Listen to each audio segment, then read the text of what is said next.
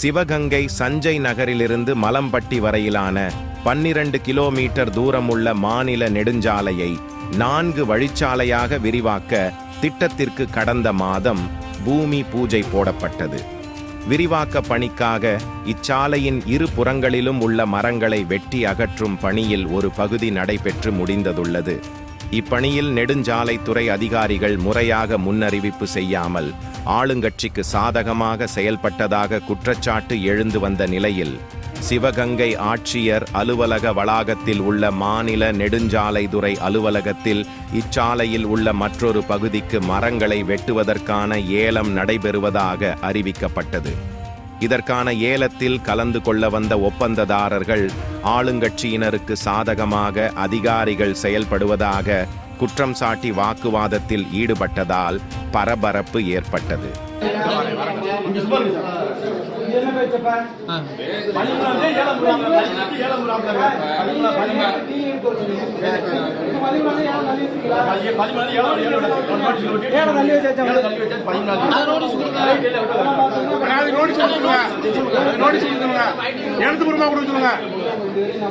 இதனால் ஏலம் நடைபெறுவதை அதிகாரிகள் ஒத்திவைத்தனர்.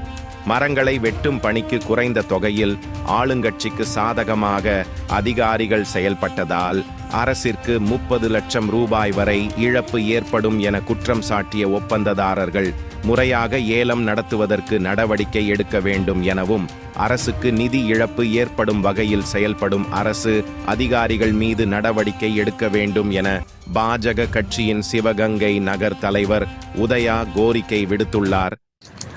எல்லாருக்கும் வணக்கம். சிவகங்கை மேலூர் ரோடு விரிவாக்க பணி இங்கே நடந்துகிட்டு இருக்கு. இதில் ஏறத்தாழ பல்லாயிரக்கணக்கான மரங்கள் 2 பக்கம் இருக்கு. இந்த மரங்களை வெட்டுற ஏலம் எங்களுக்கு தெரியாம முறைகேடா ஏற்கனவே ஒதுக்கி மரத்தை வெட்டி எடுத்துட்டாங்க. இப்போ 2வது முறை இன்னொரு பார்ட் வெட்டுறதுக்கு டெண்டர் நடக்க போகுதுன்னு எங்களுக்கு தகவல் வந்துச்சு. ஒரு வாரமா நாங்கள் அலைஞ்சோம்.